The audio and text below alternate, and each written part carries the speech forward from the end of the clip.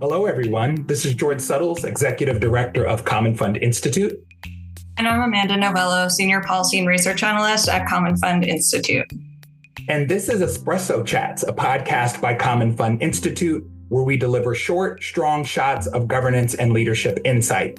So far, we have spoken with Tim Yates on the state of higher education, and with Hallie Label and Taisha Smith about expanding investment manager opportunity sets. And since Commonfund works with organizations across the endowment and foundation space, we wanted to make sure we hear from foundation leaders, especially at this time. We are absolutely thrilled to be joined by our friend and colleague, Joanna Jackson, President and CEO of Weingart Foundation, to talk to us about how her foundation is leading in this moment. We've got our coffee. We're excited. We know this time is going to fly by, so let's just jump right in. Welcome, Joanna. Thank you. So Joanna, in your words, tell us about Weingart. What's the mission, scope of work, size and scale, and also a little bit about how you came to lead the organization? Happy to. And again, want to just say thank you. I'm really honored to be having this espresso chat with you all, with you both. So Weingart Foundation, we are a private regional grant-making foundation based in Los Angeles, California. And we partner with nonprofits, collaboratives, coalitions that are working to improve conditions in our communities to advance racial, social, and economic justice for all. So for us, this work really is about investing in people, in organizations that are closest to the challenges of poverty, inadequate resources, so that they can actually develop the solutions, the pathways, so that everyone will have what they need to truly thrive in this world. And we use every resource we have to do that, right? It's not just about our grant making, which is a little over 30 million a year, which is significant, but it's about our entire endowment, right? Bringing every resource we have to that. And that's over $800 million that we have invested. And that is through a commitment we made back in 2016 to fully align all of our assets with mission. So we have a robust mission-aligned impact investing program. That means we can invest in affordable housing, right? Real solutions for people and communities, managers that would open pathways for entrepreneurs in our community who would not otherwise gain access to the kind of capital that we have. So that's a little bit about who we are. And like I said, we do that throughout 5 Southern California communities. We have special focus on issues around immigrant justice and housing justice, which are real critical, important issues in Los Angeles, but throughout Southern California remain priority areas for us. A little bit about myself. I'm a Black woman. I'm a mother. I'm a daughter. I'm a sister. I'm a wife, a friend to many. And I also, when I think about my role in this work, think back to where I come from, that I'm directly a descendant of generations of activists and organizers that worked to raise children that were rooted in justice, integrity, collective responsibility. They taught me from a very young age that injustice wasn't something that we just adapt to, that it was our right, our responsibility to transform, right? And so that, I think, has been kind of guiding light for me throughout my career, which has been all nonprofit, a little bit in the public sector, and for the last 20 years or so in philanthropy. While I have just passed my 1-year mark as president and CEO at the Weingart Foundation, I've actually been at this foundation almost 17 years. It is not, I think, the trajectory I ever could have imagined for myself when I walked into this foundation 16 years ago. But I discovered there really is important work we can do in philanthropy, the spaces that we have access to be able to drive real change. And so from the moment I think I stepped into the foundation, like I said, almost 17 years ago, to help expand access through the foundation's small grant program to more grassroots, people of color-led organizations, it has been, for me, a walk of continue to align that practice with our mission and our goals. And when we made a commitment in 2016 to equity and to justice, which evolved into a commitment and evolved mission around racial, social, and economic justice, that really, really reinvigorated me around the work here, and continued my leadership trajectory to VP of programs. And like I said, ultimately president and CEO a year ago. And I find it a real privilege. It is never dull. It is exciting. It is incredibly challenging in this moment. But what a privilege to be able to do this work, particularly at this time. No, amazing. And so I just want to, you shared many, many things that resonate. The alignment piece, just this work aligning with how you show up in the world feels really, really important from a leadership standpoint. And then the understanding that there are many levers that the foundation can pull, and trying to sort of forge alignment there in a way that can amplify and multiply impact feels incredible. You mentioned that Weingart Foundation does work at the intersection of racial, social, and economic justice. So anyone that is following the news knows that there's been a lot going on in LA/Southern California, to say the least. I mean, ICE raids, deployment of the National Guard and other military assets into LA against the wishes of the governor and the mayor, et cetera, et cetera. So given Weingart's mission and being in LA in Southern California broadly, can you speak to how your organization and the communities you partner with are experiencing and responding to what's going on? And how are you experiencing and sort of flexing your leadership in this moment? I have many follow-up questions. And then how are you engaging with your board? I think we're just so intrigued by it all, because you are in this moment that requires incredible leadership, and you really are showing up. So we'd just love to hear more from you. Yeah, it is beyond what I think, any of us could have ever imagined. And certainly it seems, it's not enough. Everyone's saying it's like unprecedented, but it really is, right? Things that we've never experienced in our lifetime. And so one thing is, immediately as an organization, checking in with the board, we stay steady in our mission, right? If there's anyone at this moment who can stay committed to a mission. I mean, to be honest, everything we are for, right, is being challenged at this moment, right? But we get to stay the course. We don't get federal funding. And we're in a privileged position that we don't have to raise money, right? We are privately endowed, and that gives us some flexibility to stay the course and be a little bit bolder at this time, right? And so wanting to be really clear about that and that privilege we have. And I think, the responsibility to stand in it at this moment, because our partners need us to. And so that means, obviously continuing to move money and resource to folks that need it, that are on the front lines, to do that rapidly. We have definitely, pushed out, since January, a lot of rapid response grants to our partners, particularly in the immigrant justice space. And I'll say, and this is on top of having fires, right? Like literal fires in our community, right? To respond to. So it's really been a challenging moment, but I think for us, one, we have to continue to move resources, right? To the advocates, to the organizers, flexible, multi-year money to folks, but to lean in and be in conversation with folks. What else do you really need? People's safety and security is first and foremost in this moment. How are we shoring up partners and organizations at this time to be able to protect themselves?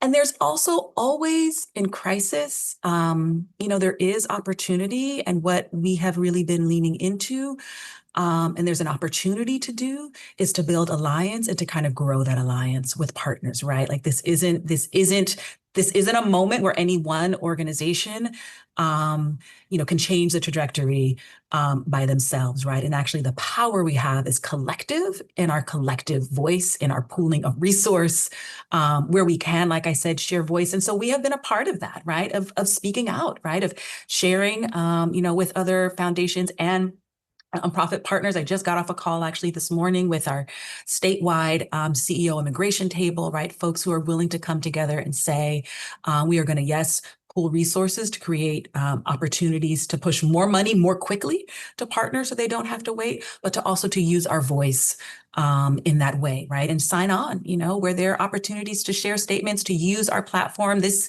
last, October, I hired our first ever director of communications, which I knew it was going to be timely and important, right? Narrative and using our voice is something that I think we needed to continue to lean into more as a foundation. I think it's critical to the long-term work, right? The stories people hold, the way people understand the challenges that we face and how we got here is really important. And so that felt even more so timely now.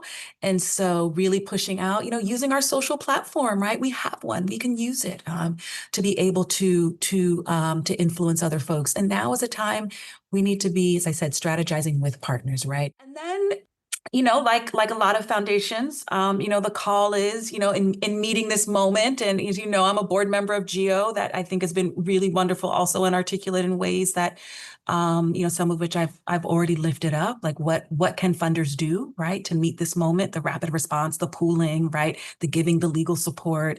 Of course, like I said, the multi-year unrestricted support, larger and longer grants, and is this a moment to go beyond, right? That we know the 5% is what is mandated, but to have that be always at minimum, right? The baseline, it's not the ceiling, it's just the floor. And is this a moment where we have to be in conversation about doing more? And we are on a fiscal year. When it came to this fiscal year, the conversation was, do we continue to do more and how much more? And the answer was yes.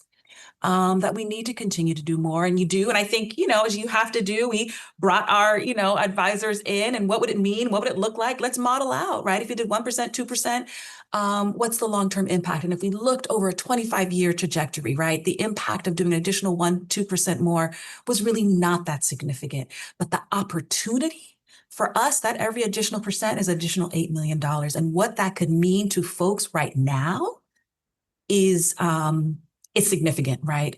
And that what we are up against is such a crisis for, our democracy, I believe, right, in this moment.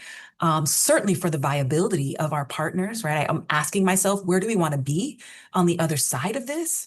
And we think about that, if we want to continue to have a robust nonprofit infrastructure on the other side of this, if we don't want it to be completely eroded, then we need to be investing to sustain that right now. And so I'm happy that, us, along with so many others, who've made, bold commitments to go above and beyond in this moment. And it does not mean it's not an either or, you have to go above and beyond now. It means that, you are compromising your ability to exist in perpetuity if that's a decision that, your, foundation has made, that there's an opportunity to incrementally, and you can assess every year. And we also talked about being willing to kind of touch base mid-year, and there may be a need to do more. But given our mission, right? We're a mission-driven organization.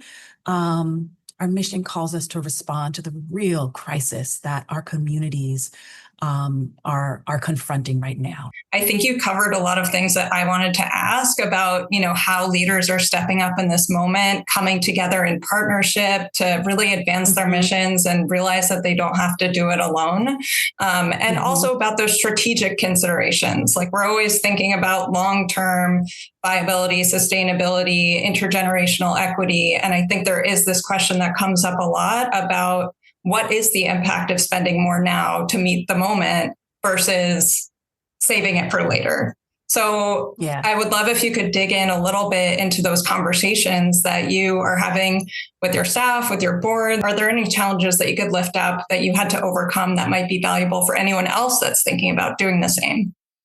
Yes. Yeah. I mean, it's not that simple. And let's, be honest. There's I'm sure if you ask my staff, they will say, it's not enough, right? And then, there is another side of the conversation that says, but is there ever enough, right? Like, if we were to spend it all now, is that enough?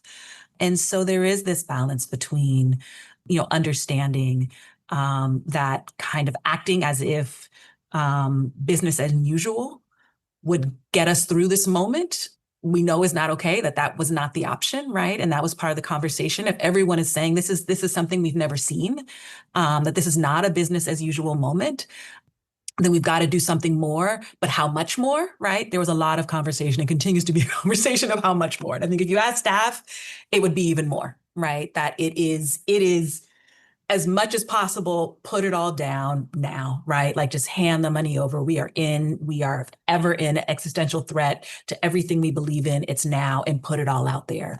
And, a board who we are a foundation that has at the moment said, yes, we need to maintain that intergenerational equity. So what do we do, right, in this moment? And that's when it was important to kind of model out at different amounts, right? To actually do, and it's not perfect, right? And you'll say, we can't honestly say 25 years from now, we know that this is exactly where we will be. But given what we know, right, and our history, what would be the likely impact, right? And it is, there's not a perfect answer in this moment, right?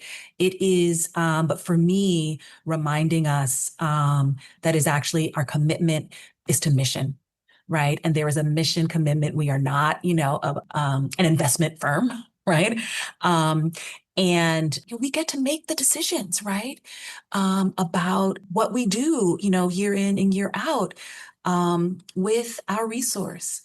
And if we, as a foundation, will stand by, I said this earlier, like I feel like my call always is, how do we align practice with what we say? And in our values, right? Values around partnership, right? And really listening and trusting in our community leaders, right? And responding, right? And being responsive to our leaders, and being innovative, and being all of these things that are really important to us, and having courage, right? In difficult moments, right? If we're leaning on all of that, what does it call us to do? And for me, there was no way that we can stand on the bare minimum, right, at a time like this. And I think, and our board understood that. There is all you have to do. I think it's always transformative to us when we go to community and listen to partners, right? So for Mission Driven, right, we had that March planning conference. We were in community, right? Listening to community leaders, understanding the challenges. There was no question, given our mission, that if they are having to go above and beyond, stretch beyond out of their mission, right? Organizers who are moving to rapid response, right? To communities, then how do we not do the same if we are in true partnership and we say that we're supposed to be walking alongside them, right? No, absolutely. I mean, Joanna, you are absolutely on fire with the leadership gems and insight. So I just really appreciate you. I want to give you the final word, but if you don't mind, I want to reflect on a couple of a lot of gems to farm from this conversation. But what I love is, how do we align practice with what we say? Right. And I think as leaders, both in the boardroom and as executives, that's really the philosophical question that will then guide strategies and tactics, right? Is how do we align that? And then doing the work of that alignment is key. Mo money, mo quickly. Love it. I'm going to get us all t-shirts. Yours is in the mail. But I think especially in this moment, right, that is the anthem, right? Is if we understand, if we have a mission orientation, and one of the main levers that we pull is to deploy resources strategically, then mo money, mo quickly feels like the clarion call, right? And then finally, just courage in difficult moments, right? Like, this will require us as leaders to be courageous. And that feels really important to repeat and reiterate, because you said it with such conviction and you're really living and leaning into it in a way that feels important. So thank you for giving me the space to reflect on all of those leadership insights. But again, want to give you the final word. What's exciting feels weird to frame it as. Give us some leadership strategy and hope as the final word. What are you leaning into? What's your North Star as you continue to lead in this moment? Yeah. I know I hear you on the exciting, because it doesn't Right. It's Right. hard in this moment if I that's don't know. the. Yeah. I don't know if you're excited. Right. But how do you maintain, inspiration, right? Motivation in this. And I think, I said this early, it's kind of always looking for in crisis, there is always an opportunity though, right? And one of them is to come together. And so what feels maybe new and the opportunity we see is to build alliances, right? Cross sector, invite people into this work that to me, right? I remain 100% clear, committed to my vision, doesn't shift, to building this world where, everyone is safe, right? In their homes, in our families, in our communities, right? A world where we don't have poverty, we don't have racism, right? Where every community has what it needs to thrive. Like that is my clear, right, North Star. Racial justice, I don't let go. I know it's a bad word, but that is my North Star. And I believe it for everyone, right? That means everyone. That doesn't mean certain people. That means leave no one behind, right? It's this promise and this opportunity in this country. And I think there is in this moment an opportunity to invite people into that kind of vision. Like, what are we for? And to grow work around that. And that is what is exciting to me. And I always, when I feel like weary or challenged, I just go back to my ancestors, right? I mean, my grandmother was leaning into this work literally 100 years ago, right? A Black woman who graduated from UC Berkeley in 1923. I in no way faced the kind of challenge that she did, even though this is unprecedented for us.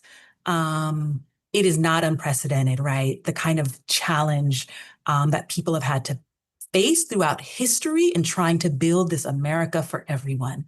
So that keeps me, right, knowing that history keeps me always looking forward and that we are in line. We are one point in time, right, in this long trajectory. And I'm doing this work for those that'll come after me, generations and generations, right? Because I know I may not see it all in my lifetime.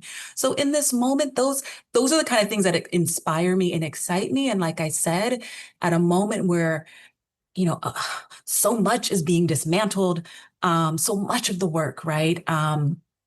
There's an opportunity to build something new and different, right? And so how are we building collectively? How are we inviting other people into this conversation, right? About what's impossible, right? To shift structures, to fund in new ways, right? That are, removing barriers, right? Using every tool we have, using our voice to amplify work. More people are interested in finding ways to do that and do that collectively. So to me, the opportunity is let's harness that.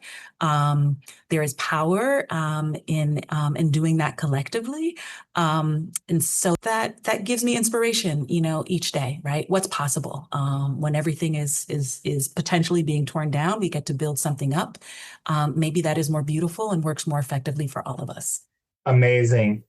Thank you for coming on the show. We appreciate you and we appreciate your time. Thank you. Thank you. I appreciate the conversation. If you like this conversation and want to hear more from leaders in the field, visit www.commonfund.org/Espresso Chats to view the full playlist and subscribe on your preferred podcast platform. Amanda, as always, a pleasure to co-host with you. Joanna, as I mentioned, thank you. You were great. And we'll see everyone next episode. Bye.